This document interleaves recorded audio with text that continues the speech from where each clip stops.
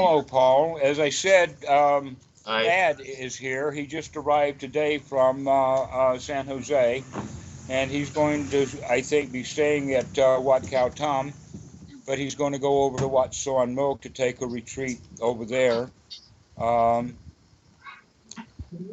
Today, I want to talk with you as a follow-on to the talk that we had the other day on right view. All right. Now, we were covering the topic of uh, the Majjhima Nikaya number 117 called the Great 40. And we talked about why the 40 is there, because 40 doesn't, 8 doesn't divide into 40 very well, leaving a 5. That it's, in fact, it's because the Eightfold path becomes the Tenfold path upon completion, because actually after we add the right view up through right noble concentration, we also add right knowledge and right deliverance. Right. That ties it directly back in with the Anapanasati Sutta, because that's also how the Anapanasati Sutta ends. Okay. Which is very, very powerful when we recognize that we practice Anapanasati for the fulfillment of the Satipatthana, which is the 4 foundations of mindfulness that are so commonly talked about in the in the Vipassana tradition. But what is also rarely understood is that we practice the Satipatthana for the fulfillment of the 7 factors of enlightenment, the Sambhojana. And that we practice the Sambhojana for the fulfillment of this knowledge and deliverance that we're talking about in the Great 40. So as we talked about the right view in the Great 40, we came to the understanding that right view is to hold no views at all. And that we got several points of evidence from that, and we'll get even further evidence of that here in this sutta that we're about to do now.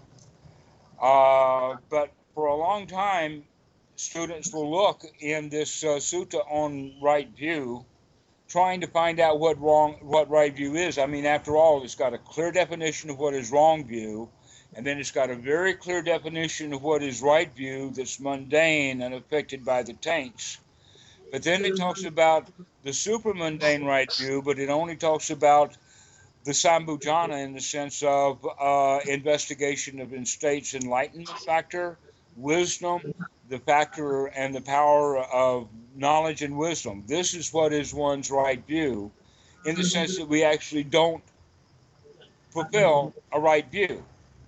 So today what we're going to talk about is a right view that does fulfill the answer that is burning in every student's mind is, what is right view?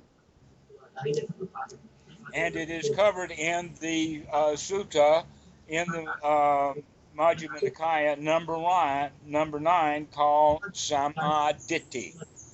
Samma is right or great, and Ditthi is view. So this is actually the sutta of right view.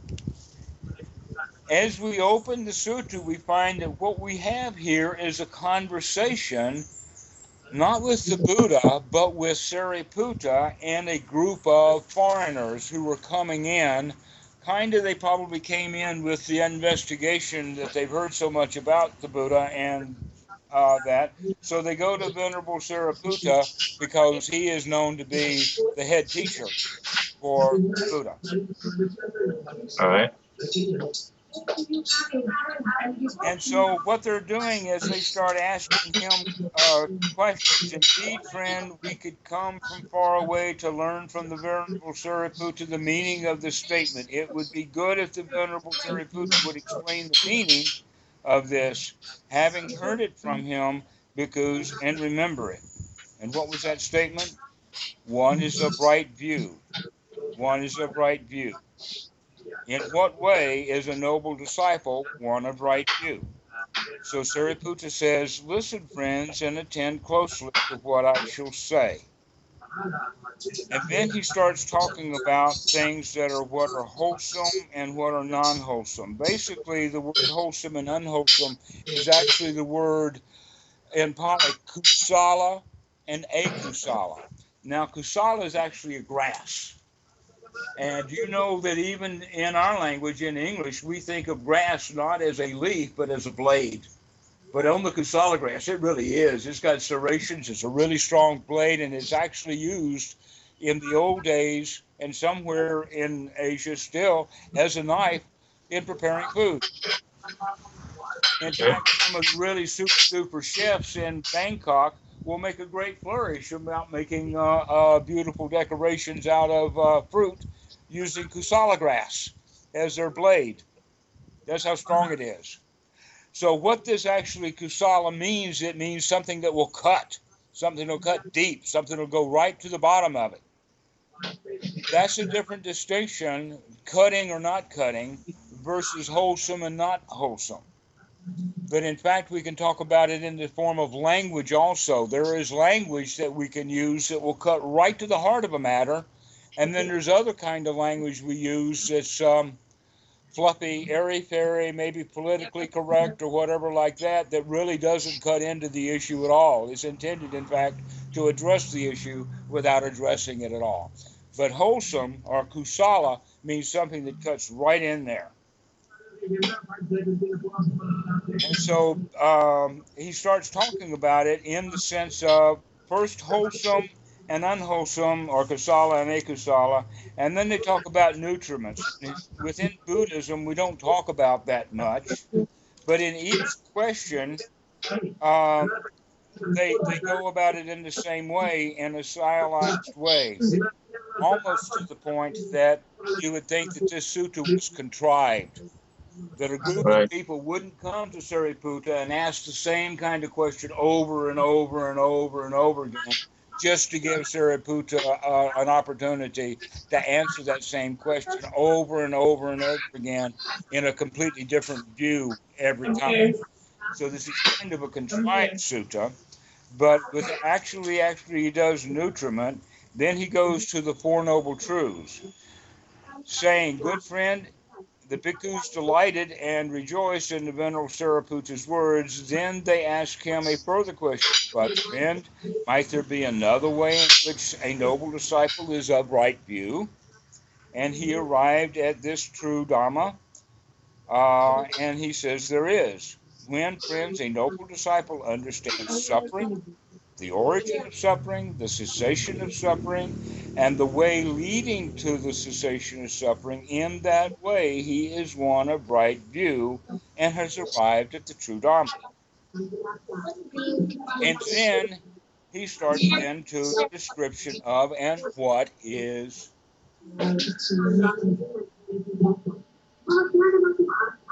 Now, there's a lot of noise, by the way, in the background. Is there anything that we can do about that, or is that just something that I'm hearing? Just 1 second, hang on. I just need to eat it.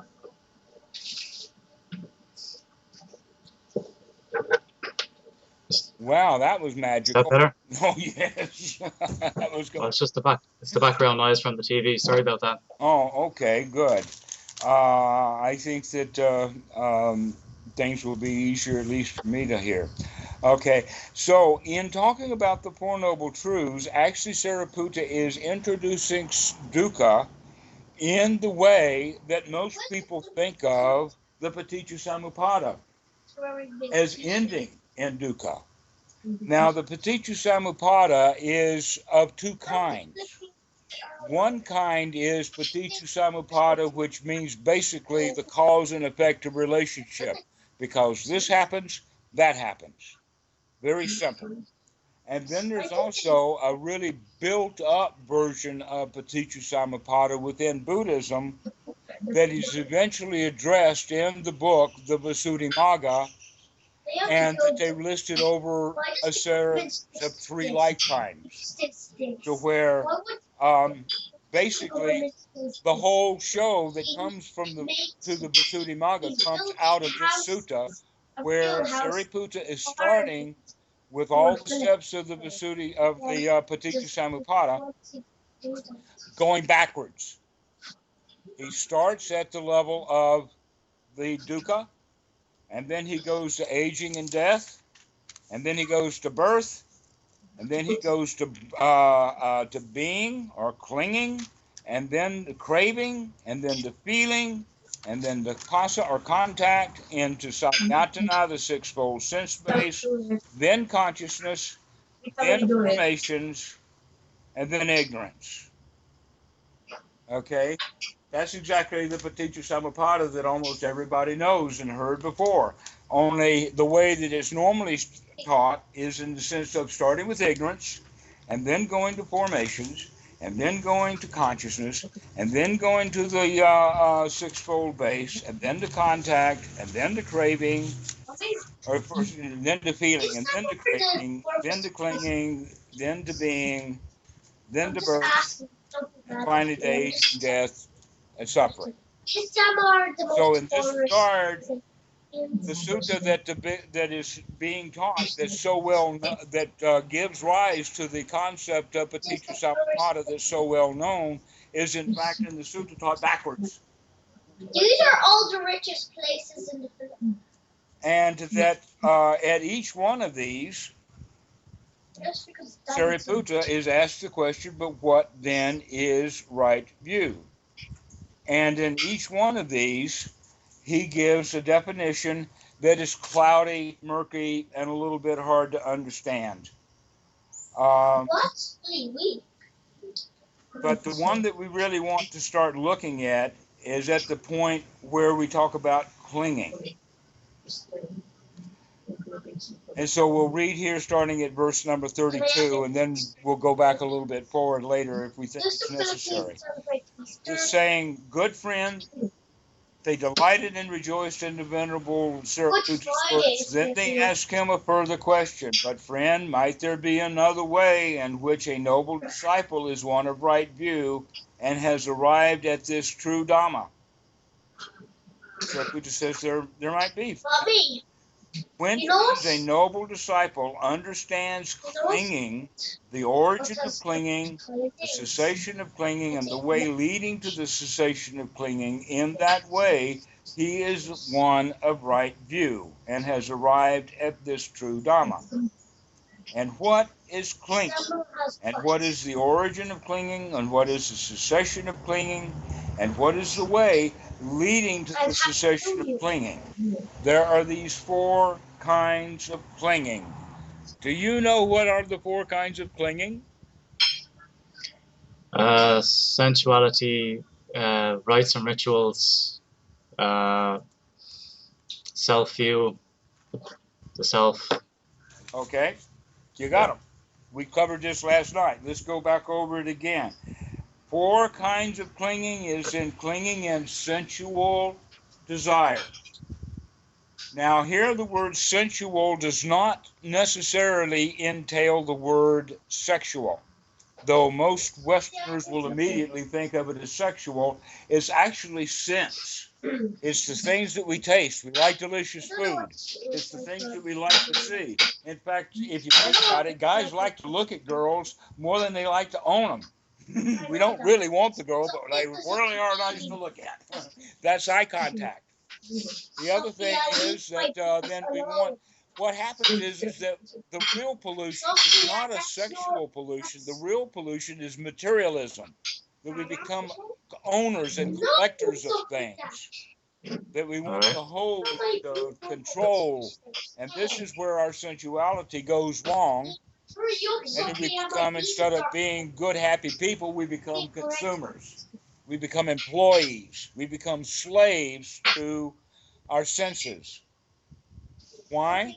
Because we're under the delusion that pleasure will come from the gratification of the senses. And so there's where the confusion lies. The next one is clinging to views.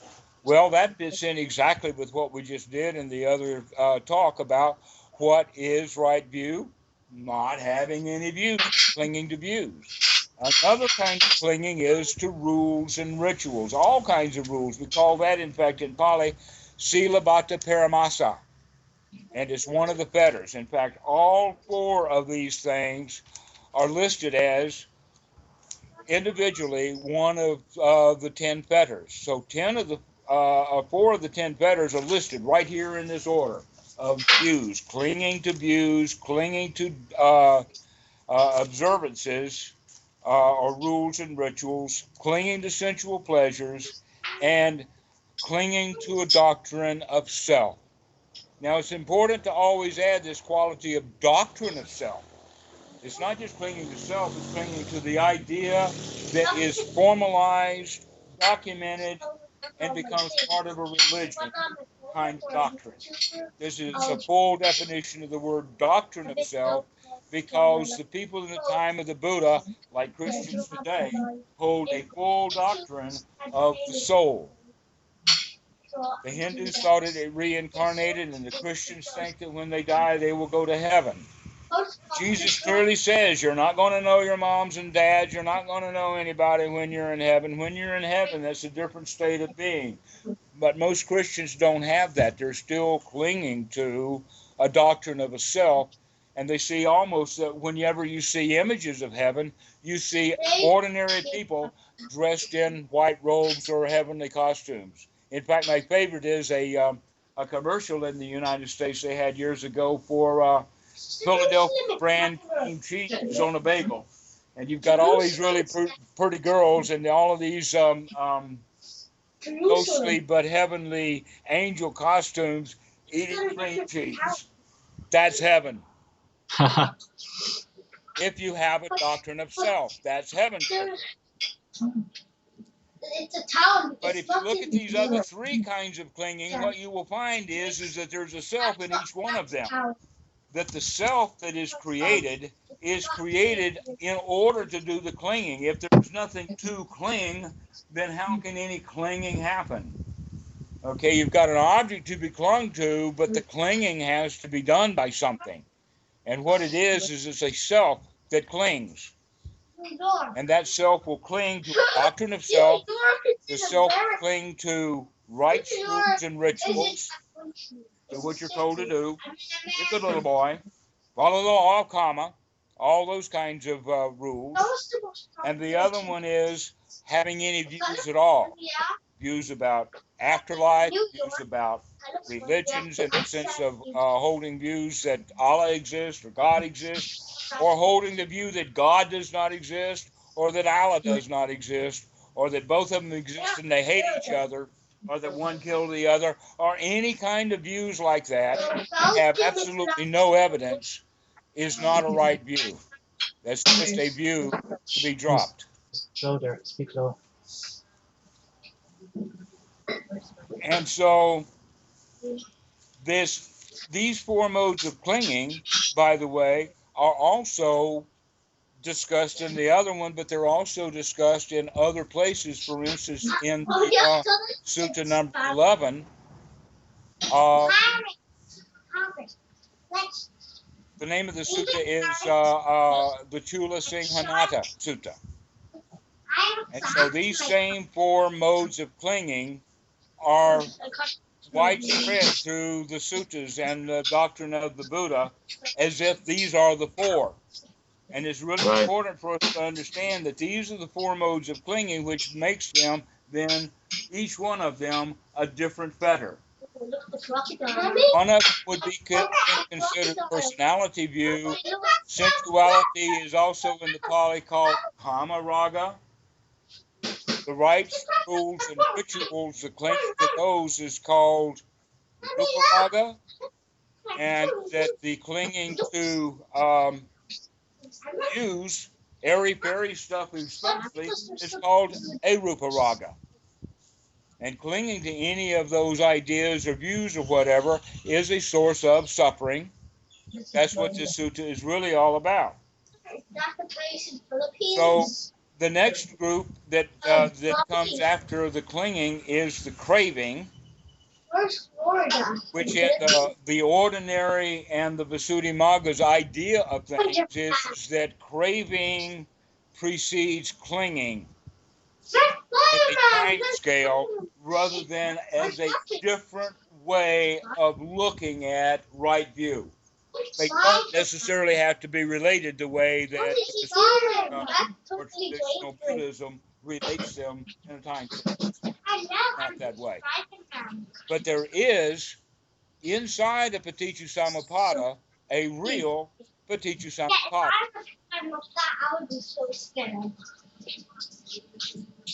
And it's not where you would think it is. So let's skip over a little bit. In fact, we're going to go right down to something new here, and that is at the level of consciousness. Because I want to talk a bit about where consciousness comes from so that we can start to unravel this thing.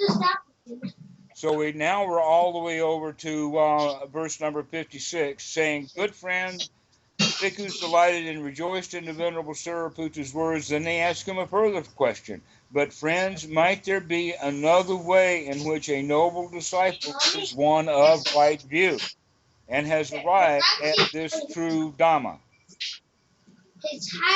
There might be, friends.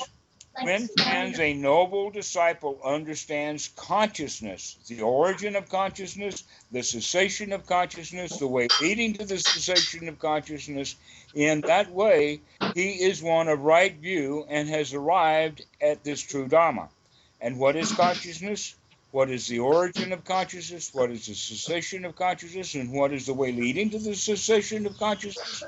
There are these 6 classes of consciousness: eye consciousness, ear consciousness, nose consciousness, tongue consciousness, body consciousness, and mind consciousness.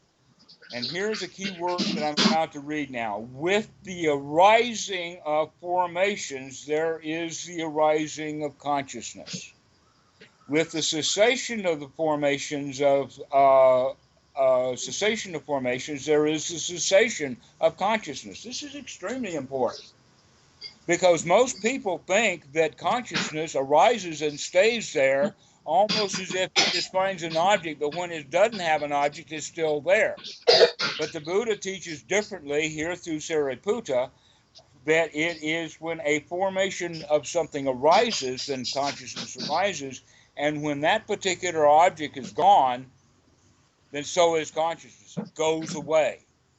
And if you start watching how your own mind works, you will see that the arising of the eye or the actual quality of seeing is the arising of consciousness. The actual hearing, which is different than understanding what somebody says. A sound is just a sound when it's consciousness. When you recognize that sound, that's different. It's a different part of the mind.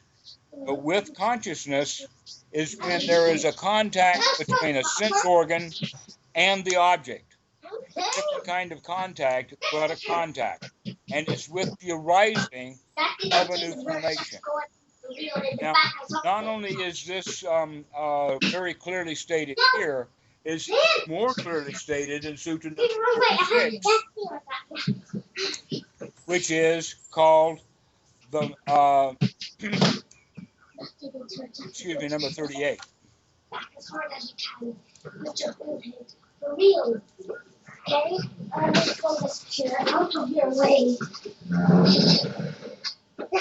Sutta number 38 is a great discourse on the destruction of craving, but the really, which is also in Pali, by the way, the Maha Tanhasankhaya Sutta. All right, and that the whole sutta is basically about that there was a monk named Sati who was son of a fisherman who did not understand consciousness as it really is. And so the monks questioned him and cross-questioned him and really got him down to try to get him to understand what the Buddha's teaching was, and he wouldn't get it. He was still holding to the Hindu consciousness or ideas of consciousness. And so the Buddha asked the monks to bring Sati, son of a fisherman, to him, and he did. And so they got into a conversation. And so The Blessed One asks, Sati, is it true that the following pernicious view has arisen in you? As I understand the Dhamma taught by the Blessed One, it is this same consciousness that runs and wanders through the round of rebirths, not another. What they mean by not another is that it is my, in other words, Dr. Self, my consciousness that runs and wanders around through the births and deaths. And so Sati answers, exactly so, Venerable Sir. As I understand the Dhamma taught by the Blessed One, it is this same consciousness that runs and wanders through the rounds of rebirths, not another. What is that consciousness then, Sati? Venerable Sir, it is that which speaks and feels and experiences here and now the results of good and bad actions.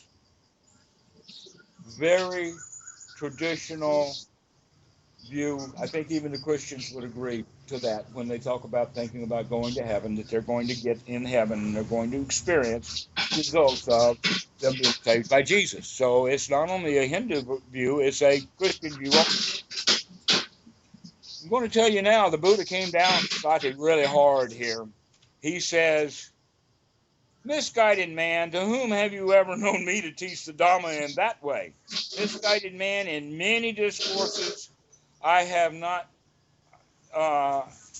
I not stated consciousness to be dependently arisen? That's precisely right there. Consciousness is paticca samuppada. Since without condition there is no origin of consciousness. Without a condition, here Bhikkhu Bodhi uses the word condition, but in the other sutta he used the word formation. But the Pali word's the same. It's the same word, sankhara. Without a condition, there is no origin of consciousness. But you, misguided man, having misrepresented us by your wrong grasp and injured yourself and stored up much demerit, for this will lead to your harm and suffering for a long time. Okay, what this looks like to me is that when nowadays, when new people come to the Dhamma, they can hold wrong view for maybe years. But in the time of the Buddha, the monks were expected to get a hold of right view, and if not, they got trounced really hard by the Buddha. He was hard on Sati. So Kitty is home. Let me take a moment. Hello, Kitty. How are you? This is Dad. Can you say Sawati Cup, Kun Dad? Huh? Can you say Sawati Cup? 2-year-old on board. Okay. So later on, the Buddha goes into a little bit different. Bhikkhus, consciousness is reckoned by a particular condition depending upon which it rises. When consciousness rises depending upon the eye and the form, the object of the eye. When I'm looking out, I see a form that I'm calling a tree. But my consciousness didn't call it a tree. Another part of the mind called it a tree. The consciousness just saw it. Okay? And which consciousness arises is dependent upon the eye and forms. It is reckoned as eye consciousness. When consciousness arises dependent upon the ear and sound, it is reckoned as ear consciousness. When consciousness arises dependent upon the nose and odors, it is reckoned as nose consciousness. When consciousness arises dependent upon the tongue and flavors, it is reckoned as tongue consciousness. When consciousness arises dependent upon body and tangibles, it is reckoned as body consciousness. Let's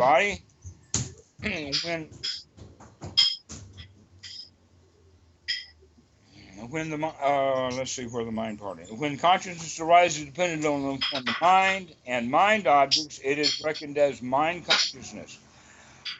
Here's the quote. Just as fire is reckoned as by a particular condition depending upon what it's burning, when fire burns depending upon logs, it's reckoned as a log fire. When fire burns based upon faggots, it's recognized faggot fire. Now here I don't know why Bhikkhu Bodha is using the word faggot, but it's not the way that we use it. We don't burn faggots, but Buddha did. When fire burns dependent upon grass, it's reckoned as a grass fire. When fire burns depending upon cow dung, it's reckoned as a cow dung fire. When fire burns dependent upon chaff, it's reckoned as a chaff fire.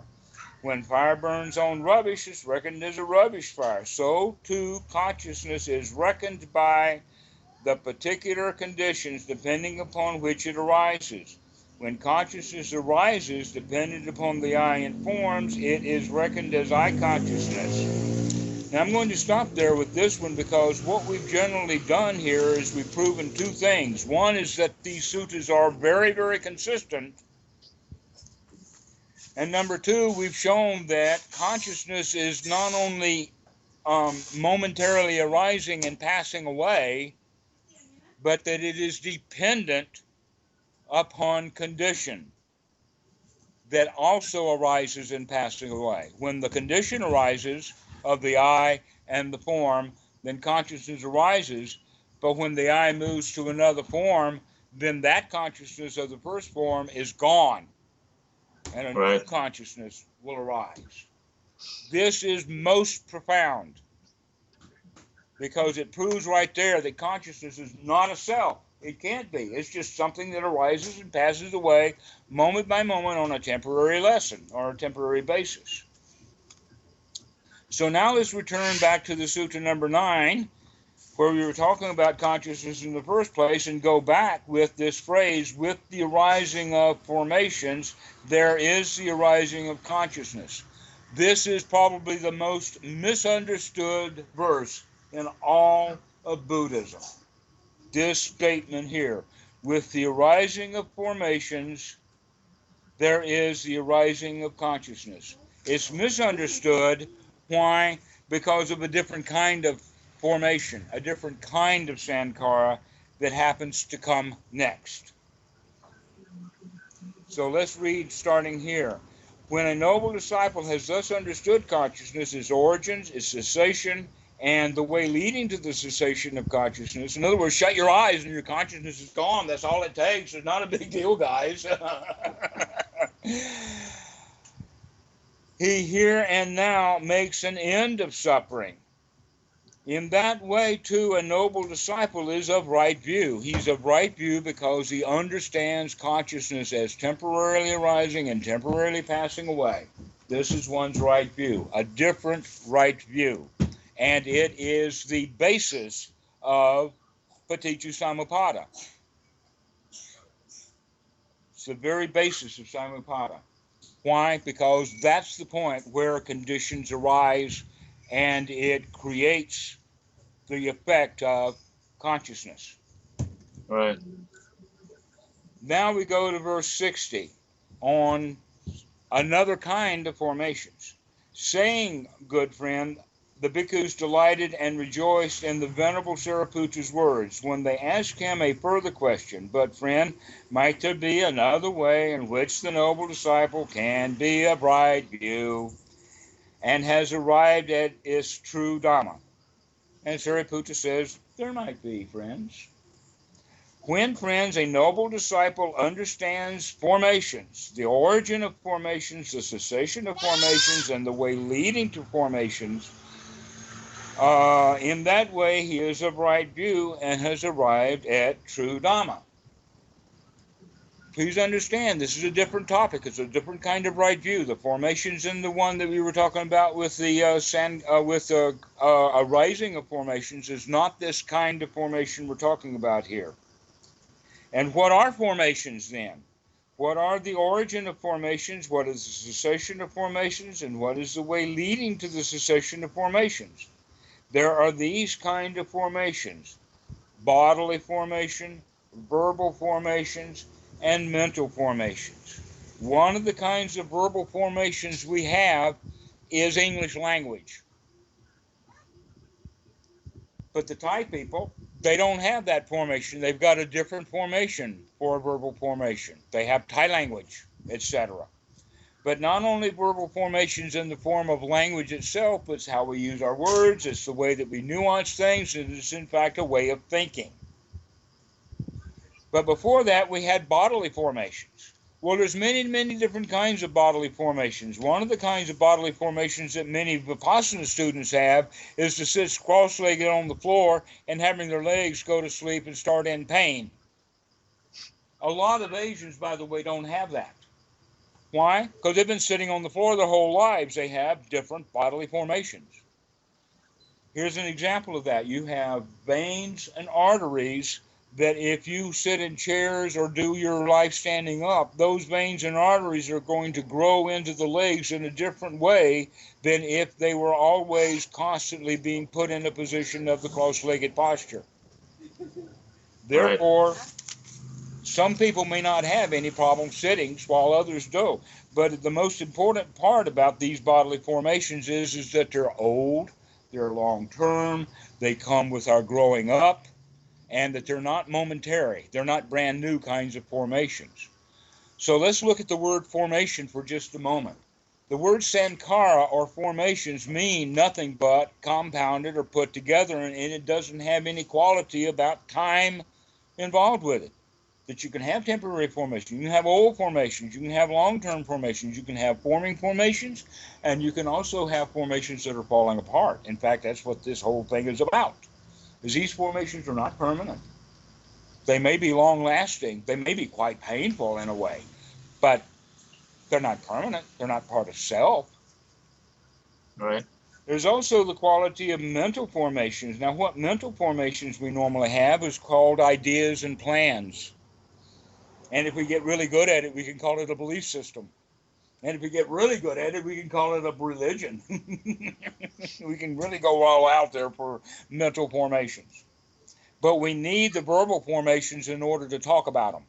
But these are old underlying tendencies, or the way that the human grows up. It's part of our way of becoming who we are. Now, in Banda and Grenda, they talk about, through NLP, they talk about how children make maps. We make maps ignorantly as children, and we keep these maps. We make decisions about things. And in fact, we have to, because as a little child, reality is a flood.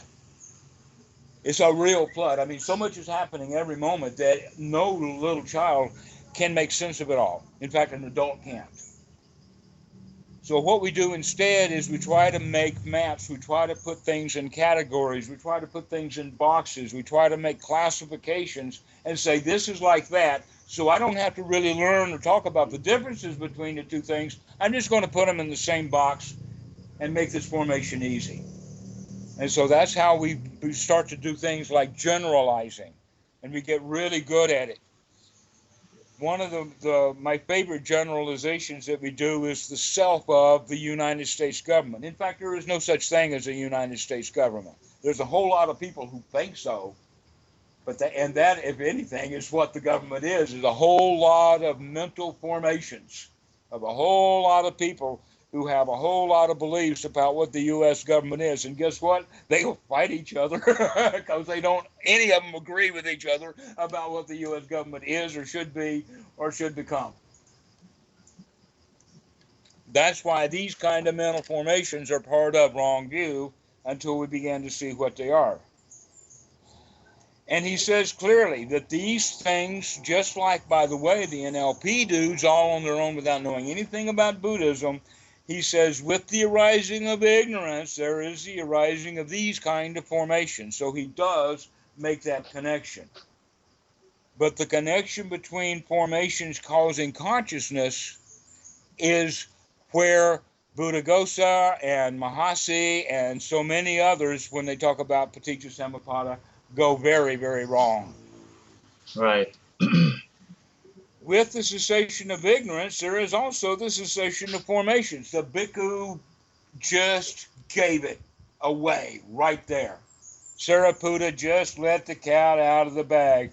With the cessation of ignorance, there is the cessation of these old formations. Now, one of the ways of looking at these old formations could be in the fact as hindrances of the mind. But once we see what things are really like, we stop looking at them ignorantly anymore.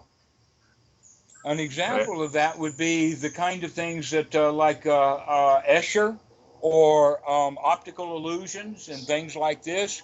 One of my favorites was in the Detroit Museum, Science Museum, where they had a window that was at an angle so that you could see that that window was at an angle because of the projection of the way that the mind worked. But when you moved around that, you could find that no, the window was not setting at an angle. All the wood was designed to make it appear as if it were at an angle, but you were looking at that piece of wood right straight on. That was intentionally designed to make us ignorant, thinking that it was a window when in fact it wasn't at all. Right. And this is what we do with a lot of things. When you actually see things as they are, the mental formations we had around them will fall apart. That even as adults, we can learn a new language. As hard as it is, it's still possible. And we can learn to sit in comfort, cross-legged, even though the bodily formations that we used to have wouldn't accept that. Now they will. Those things have changed. So now we get down to the bottom of it. With the cessation of ignorance, there is a cessation of formations. The way leading to the cessation of formations is just this. This noble eightfold path. That is right view down through right concentration. So it's the Eightfold Noble Path and the Four Noble Truths that give us the tools we need to finish our ignorance so that we can start dismantling these old formations. When the noble disciple has thus understood formations, the origin of formations, the cessation of formations, and the way leading to the cessation of formations, he here and now makes an end of suffering. In this way, too, a noble disciple is of right view and has arrived at this true Dhamma. Now we go into ignorance, saying, by the way, the word is ajiva, and the word ignorance is probably not a very good word here for English. Imagine for a moment that you were in a completely dark room, but it was your own bedroom, and it was late at night, and you'd gotten up to go to the bathroom or whatever, and that you tripped or you stumbled on or stubbed your toe on an item of furniture. Now I ask you, when you stubbed your toe, was that a point of ignorance or was it a point of delusion?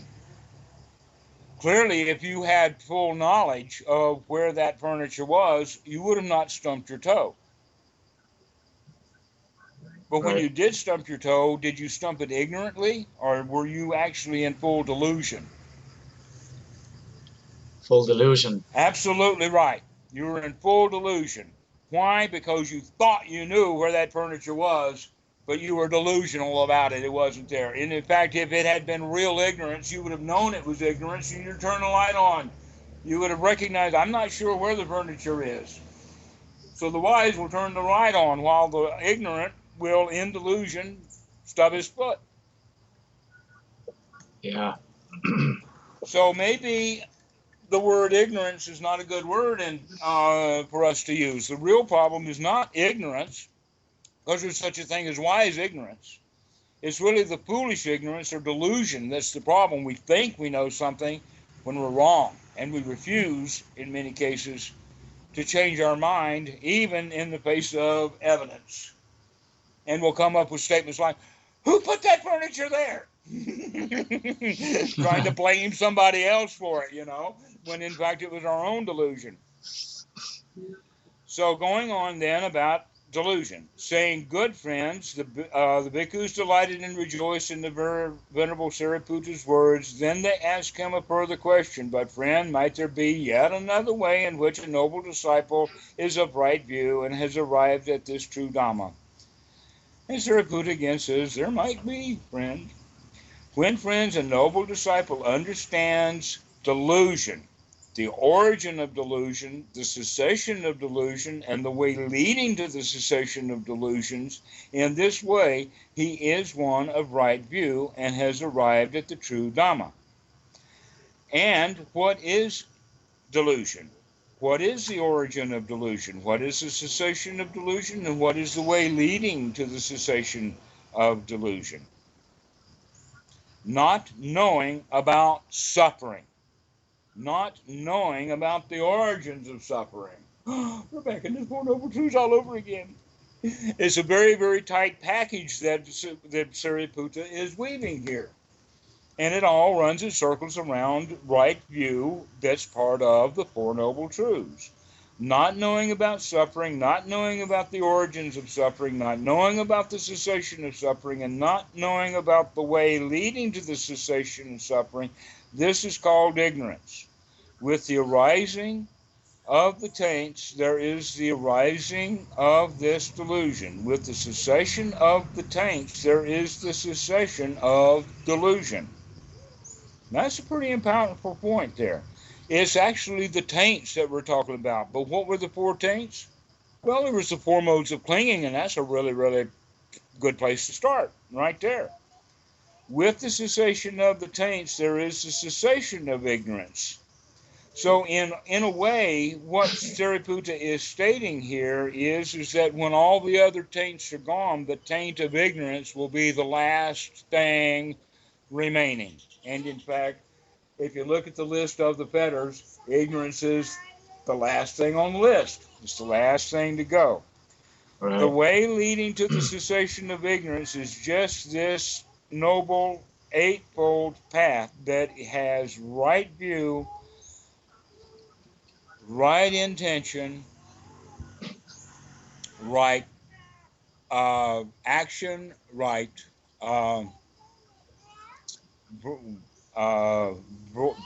words or right verbal action, and then right livelihood. But livelihood could also be translated as lifestyle.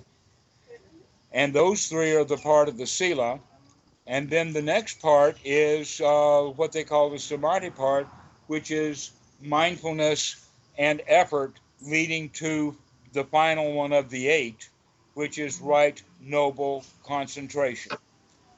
Now, again, as I had talked before, the tight, focused, intense concentration that is accomplished in jhana is not the same kind of concentration that is of noble right concentration. Why? Because noble right concentration is of right view, to where people can hold all kinds of wrong views and still are able to attain the jhana states.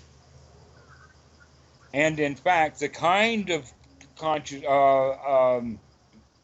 concentration, if it is in fact that, is not the kind of concentration that stays focused on one thing, but rather, like a view, it doesn't focus on anything. It's diverse, which means it can handle here now, no matter what comes up. A jhana dude, if a ninja sneaks up on a jhana dude while he's in jhana, the ninja's won already. The jhana dude doesn't know he's there.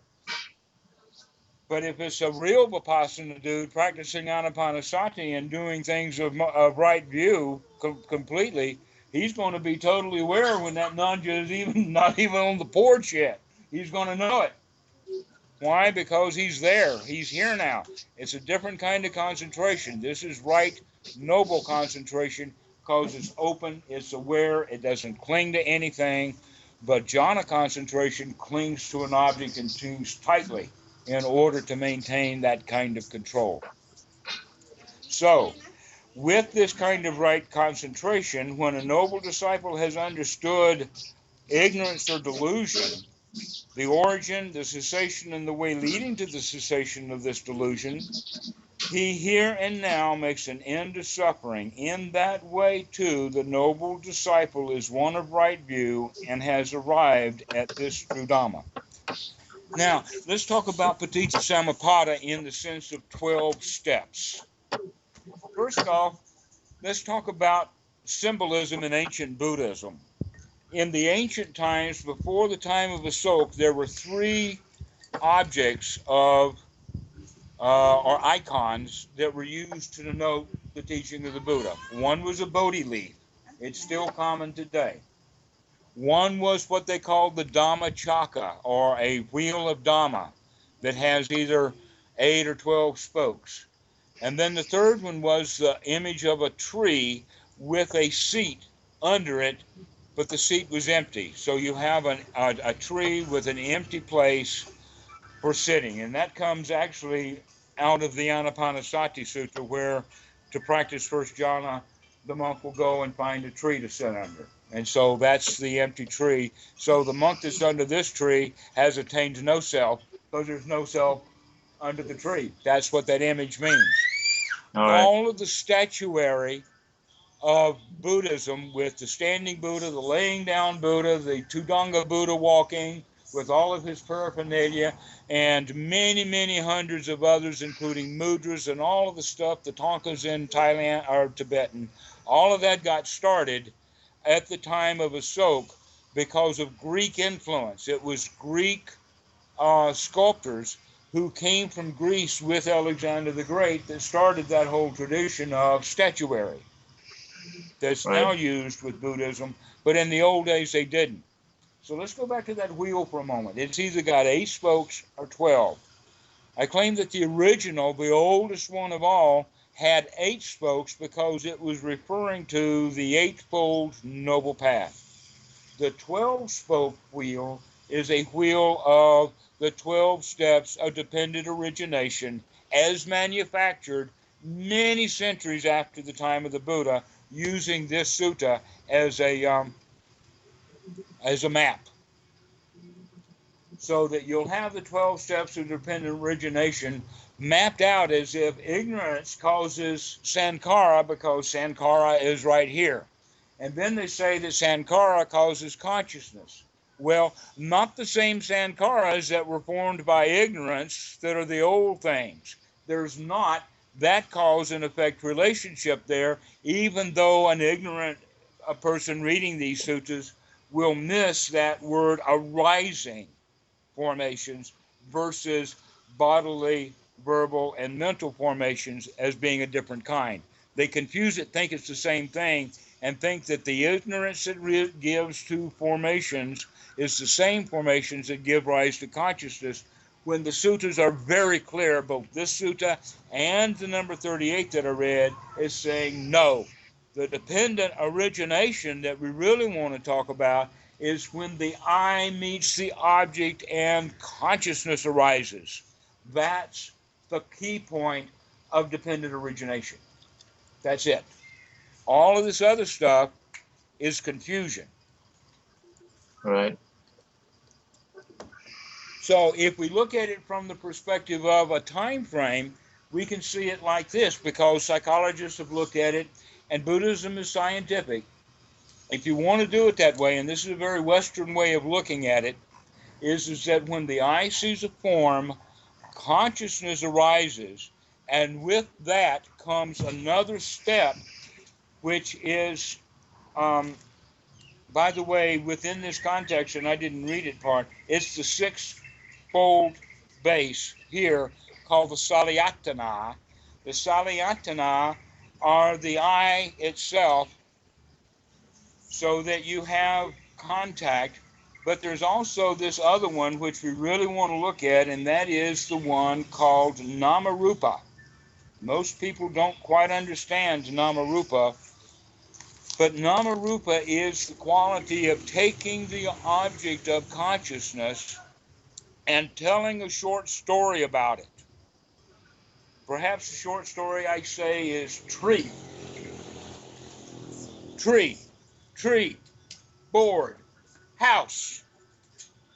This is what we take as a object of the consciousness and turn it into a mental object. We own it.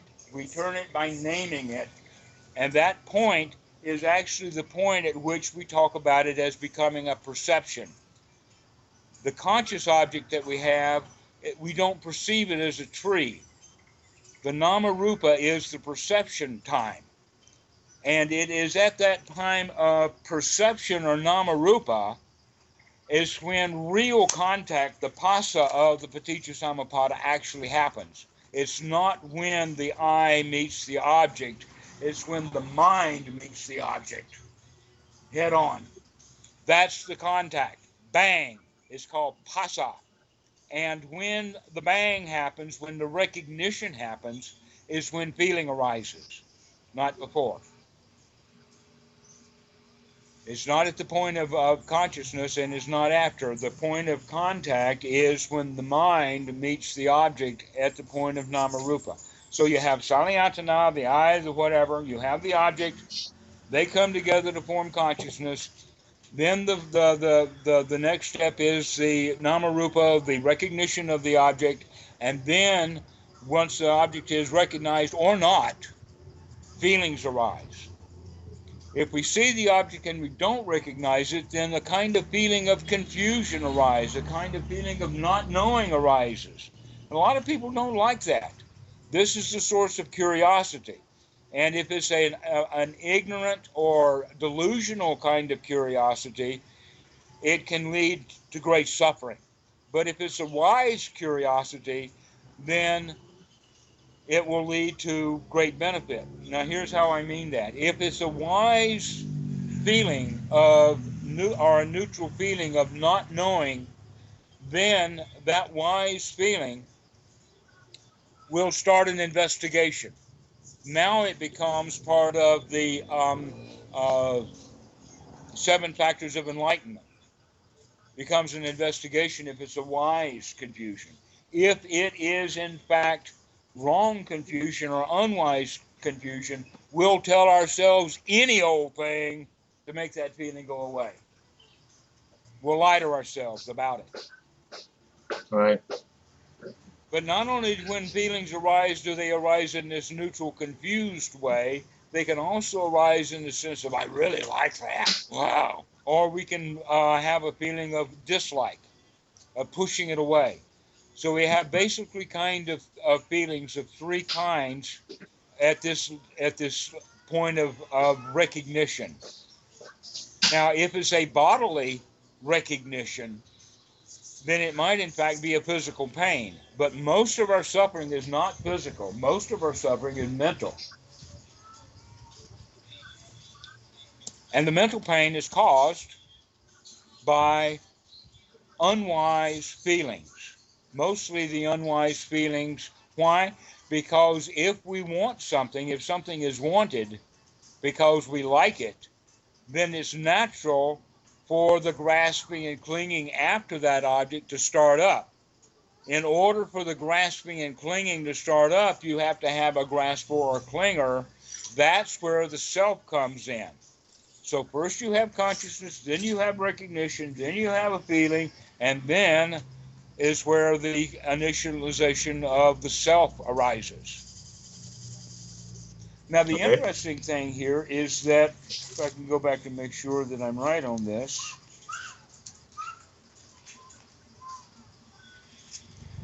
Yeah, in this form of Sariputta, it goes from feelings back to craving, from craving back to clinging, and from clinging back to what Bhikkhu Bodhi calls being, or the origination of a self. But in more classical definitions, it's that when feelings arise, the self arises in order to have something that will do the grasping and clinging. But once the grasping and clinging starts, the suffering is inevitable. Okay.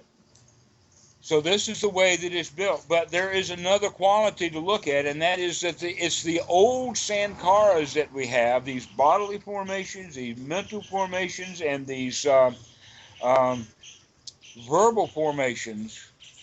This what colors the nama-rupa process. It's what colors our perception, is our memories. How could I recognize a tree if I didn't have a whole bunch of trees already stored, some of which were not stored very well at all? And so I might recognize an object as a tree, not a tree. Why? Because of my ignorant math about trees. In this regard, you can think of ignorance and sankhara as old underlying systems that are just kind of there, waiting for the paticca samuppada to be conditioned once it arises.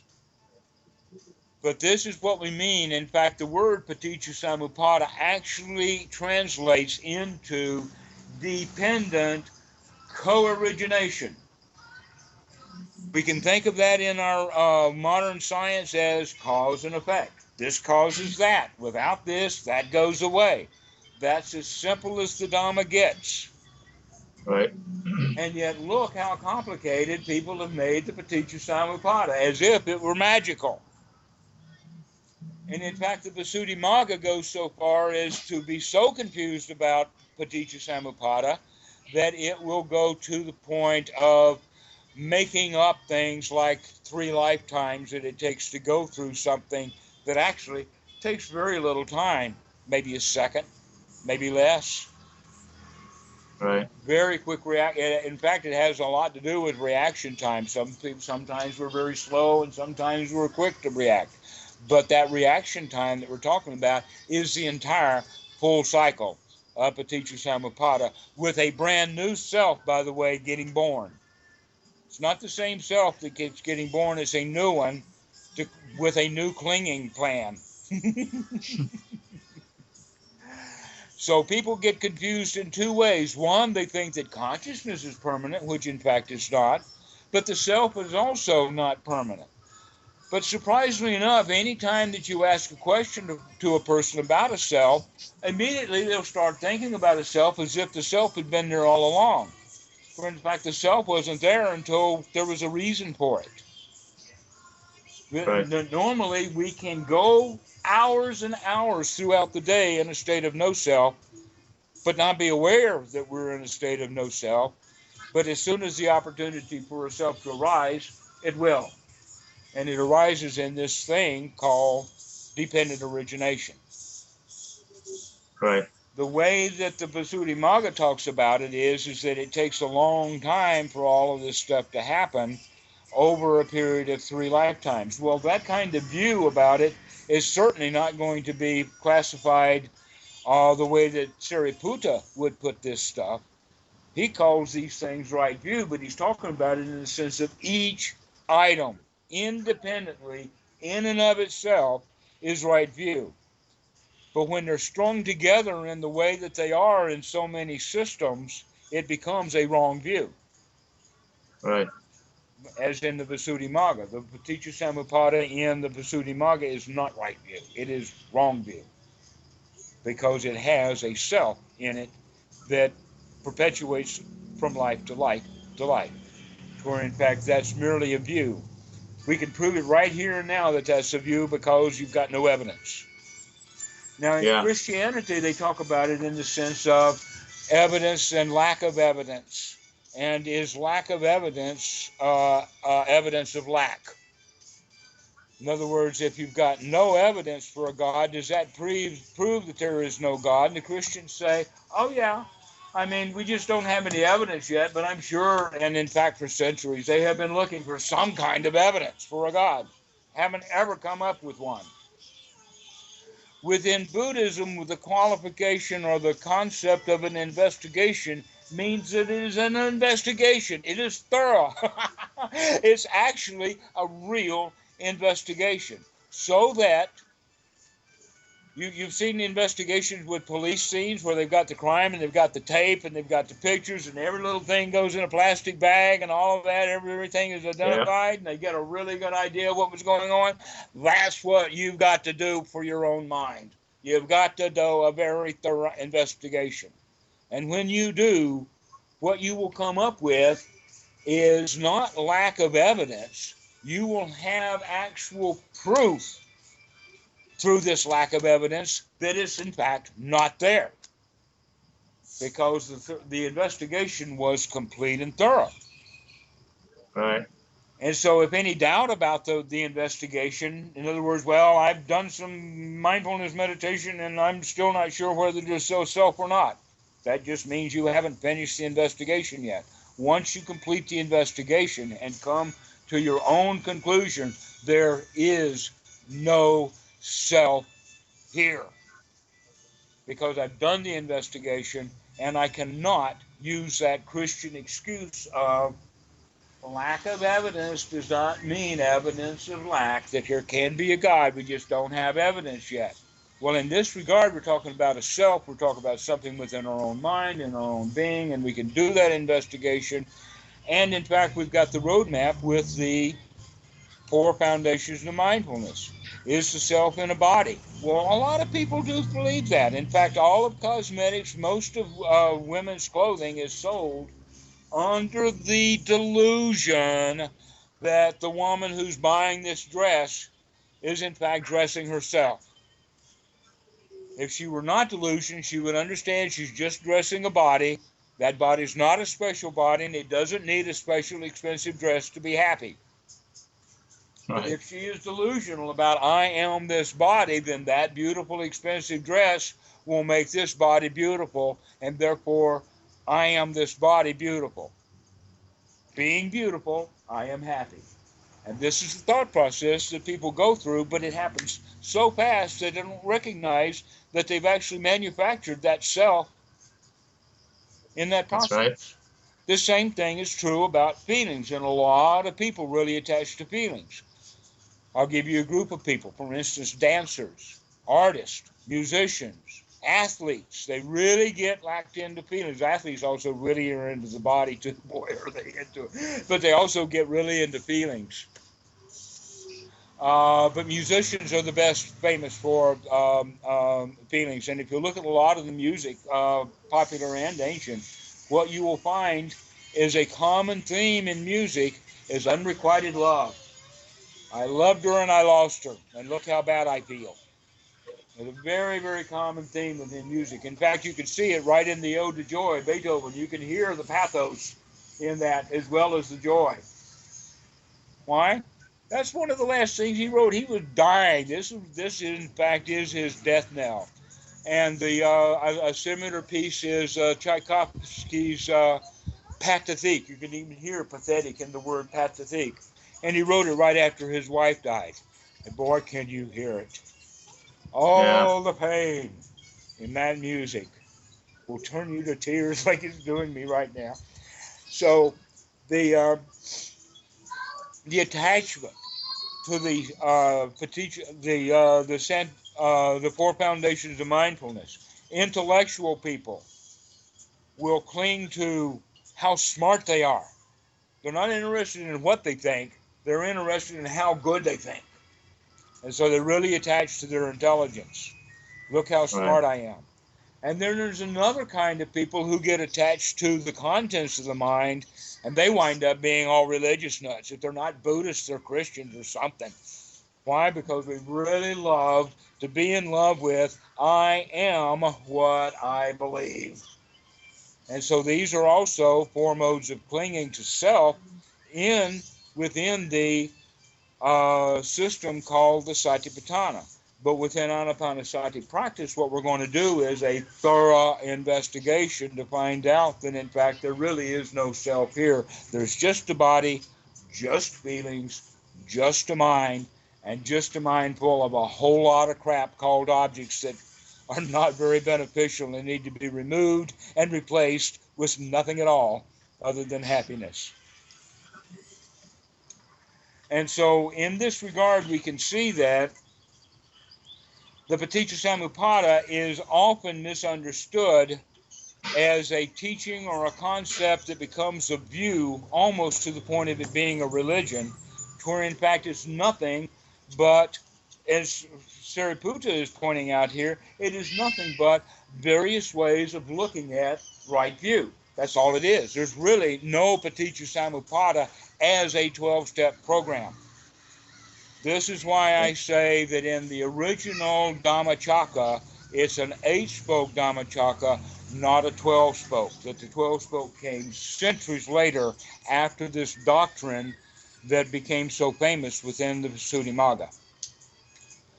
Now, one of the things that I want to point out with this is that this stuff is not obscure and hidden away too deeply, that it's well known within the Asian Buddhist communities, but for some reason it's not getting well into the Western community. And I really, really am happy and congratulate Bhikkhu Vimalaramsi for speaking up about the Visuddhimagga on YouTube to start pointing out that that's not the teaching of the Buddha, that the 3 lifetime version of Paticca Samuppada is in fact a false teaching. The only question is, was it intentionally a false teaching, or was it a sabotage false in teaching?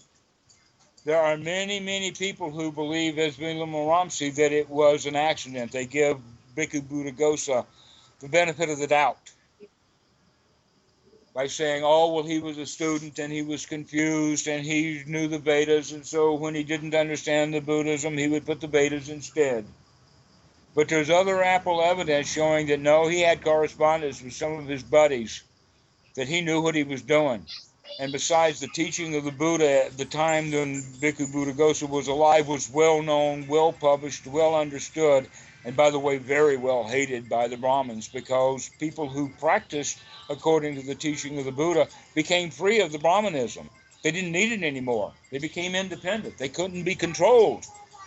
They actually believed, if you could call it a belief, that what the Brahmins taught was just simply a bunch of rites, rules, and rituals in order for the Brahmins to control people. And when you don't believe in those rules, they can't control you anymore. Right.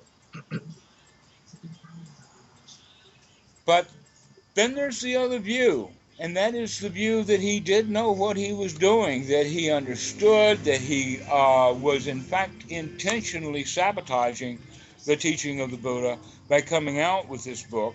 And at that time, it was also the time when Buddhism had already started in decline. It was sort of like a kicking out the door of Buddhism, except that in another way you could say, no, it wasn't kicking Buddhism out the door of religion. It was inviting Buddhism in to become a religion. All right. Well, the very wise Buddhists, they couldn't kind of understand that they were in a tight spot, and so they let it happen. You could say that they were wise enough to allow Hinduism to swallow Buddhism without eating it. And so it remained whole, and in fact remains whole. The real deep teaching of the Buddha is still alive and well in Asia, and it is kept secret and kept hidden within the religion of Buddhism that is what has been introduced to the West. Vimalaramsi is very, very correct to start to make that change, to open that up, and to show that the teaching of the Buddha is not a religion, is a path to freedom, to open one's mind, to become free from views, to be free from rules, to be free from doctrine of self, and to be free from materialism. And when we're free from clinging, we're free. That's it. That's the whole point about free. In fact, you could think of it like this, that freedom from and freedom to are two ways of looking at freedom. For instance, young people, they think that that their freedom is freedom to go to town, or freedom to go to the show, or freedom to go on a date. And that the problem is mom and dad won't let me, so my freedom is to get away from them. But within the Buddhist context, we don't talk about freedom to, we talk about freedom from. And what are we free from? We're free from suffering. We're free from clinging. We're free from views. We're free from rules. We're free from doctrines of self. And we're free from materialism. This is one's freedom. There is no freedom to, by the way. And why is there no freedom to? Because if you don't want anything, you don't need the freedom to go out and find it. Right. That's also another way of looking at virtue. That when you don't want anything, virtue becomes child's play. Right. It's not something that you have to do. It's not a set of rules. The precepts are not rules. They are precepts. What is a precept? If you listen to the Pali, the Panatipata Vairamani Sakarbadam Samatiyami, means I will undertake this as a training exercise to not kill. It's a physical training exercise. That we Right. train the body first through our sila. Then we train the mind.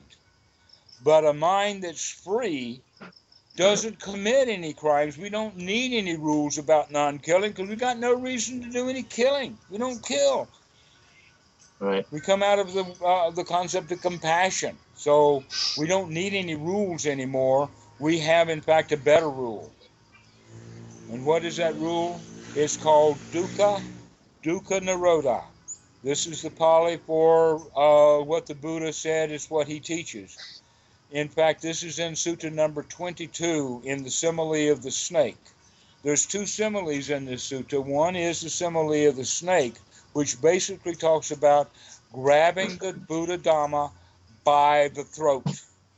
If you Yep. try to grab the Buddha Dhamma by the tail, it'll turn around and bite you. And look how many millions of people have gotten bit by the snake called Buddhism. Why? Because they didn't grasp it correctly. There is a second simile, and that is the simile of the raft.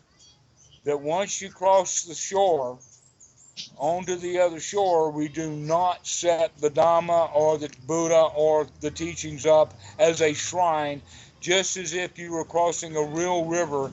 You needed to make the river. There was no boat. There was only sticks and wood and leaves, and you vanished them, fastened them together to make yourself a raft. So you cross the flood or the river cresting with this raft. But when you get to the other shore, do you carry that raft around with you? No, you're finished. You're across the shore. You don't need the raft anymore.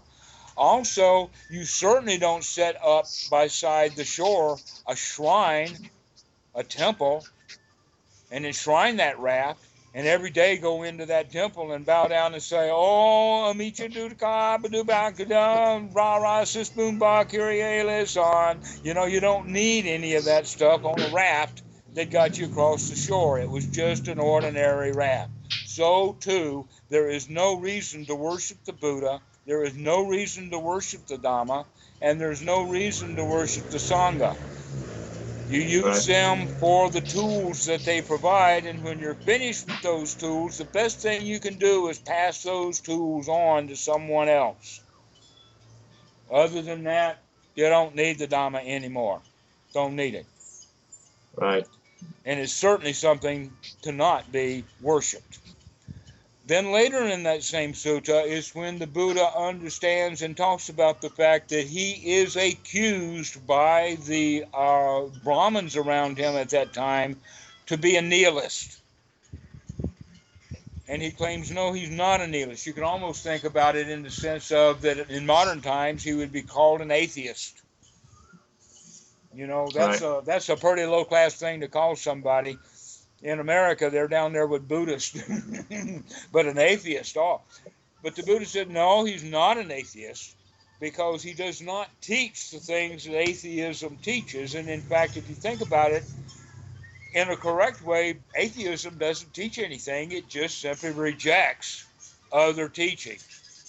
So in a way, an atheist is like a Buddhist if he's actually a non-believer. But a whole lot of Christians and a whole lot of atheists will go along with those Christians to actually make atheism into a belief about something. Right. One of the beliefs that they can come up with is there ain't no God. And that's one of the things that atheists will come up with as a belief. Within the real concept of an atheist is you're just a non-believer. Whatever it is that you're telling me, I don't believe that either. And that's the way that the Buddha would approach atheism. But the Buddha says, I'm not an atheist. What I only do is I teach only one thing. I teach dukkha nirodha, suffering and the end of suffering. So that should become one's whole path. That's it. There is no such thing as sila or morality or rules or any of that kind of stuff. What there is left for you is the understanding that you're not going to cause suffering. That should be one's own rule, not suffering for yourself, not suffering for others. The way that I like to talk about it is like, the police will capture the criminal and they say, all right, put your gun on the ground and walk away. The way a good Buddhist looks at that, all right, put all those rules on the ground and walk away, leaving that pile of rules unbroken. You don't break the rules, you just leave them in a pile and walk away. This is how one treats rules and rituals. In that regard, we are free. This is what one's freedom is. It's free from these kind of things, and that is where we come to the point of what the real teaching is a teaching of dukkha, dukkha nirodha, suffering and the end of suffering. That's as simple as you can make it. I like many, in fact, I've experimented with many different ways of looking at how simple you can make Buddhism. The whole show. How few words can you do it? One of the phrases I like very much that fits this context, the entire teaching of the Buddha can be summed up in, don't worry, be happy. Another way of taking the entire teaching of the Buddha and wrapping it into very, very small few number of words is, don't worry, start again. Or never mind, start again. Start again, yeah. Yeah, that's Goenka's phrase. I love it. That's an entire summation of Buddhism right there. Never mind, start again. The never mind quality is the quality of non-clinging. The never mind part is to drop it all, to drop the rules, drop the beliefs, drop the sensuality, the materialism, and above all, drop doctrines of self. And recognize that the self is something that arises momentarily, and it will cause suffering. And so the best way of keeping out of suffering is to not cling. This is really what it's all about. Now, one of the things that we can do with the Paticca as a teaching the way it is use it for a map of the mind to see actually how the mind works. But do not try to map your mind onto the teaching of Paticca. Use the Paticca as a primitive, unfinished map for you to help understand your own mind. Right. That's a completely different shift in dynamics, because most students will be confused about Paticca so long as they try to fit their mind into it. Yeah. But rather, if you understand that the teaching of the Buddha is really about how the mind works, then you can take that as merely a tip or an indication of how the mind works, and then go investigate for yourself exactly how the mind does work. And this is one's practice. This is, in fact, the fulfillment of the Sambhujana, of the investigation of state's enlightenment factor. It becomes an enlightenment factor when you get into the habit of doing it all the time, of just keep investigating. But that investigation is also part and parcel of what will keep us in the here now. Be here now. Let us say it was a very famous book that was written by Ram Dass called Be Here Now, that woke a whole generation up to that phrase, be here now. But he didn't wake anybody up into be here now, just gave them the phrase. The way to be here now is this method that we're talking about of constant investigation, constant mindfulness, constantly never coming to a conclusion, but continuing in the investigation. Because this moment is constantly changing. This moment is Paticca at its best, because it's in turmoil, that things are changing constantly because of this constant cause effect, cause effect, cause effect, cause effect, that in some cases within science, they have come to the conclusion that it operates almost at the speed of light. That's how fast that cause and effect can actually operate. Though I think it's a little slower within the human body, because we're not all electrical. We have a lot of chemical reactions also. It takes a little more time. But the point is that these things happen very fast sometimes, Our job is to keep investigating until we begin to see how those things are operating. We get a glimpse, and we get another glimpse. We put two and two together, and then we get another glimpse, and finally we begin to see how the whole mind works. Right. That will become your freedom. So I've come to a point to where we might as well finish this tape and let you put it on YouTube. Sure. Then you can get to your girls and have fun with them. Okay, all right. All right. And so I'll talk to you again soon, Paul. And thank you very much for putting this on YouTube. Okay, thanks again. Thanks so much. Bye-bye. Take care.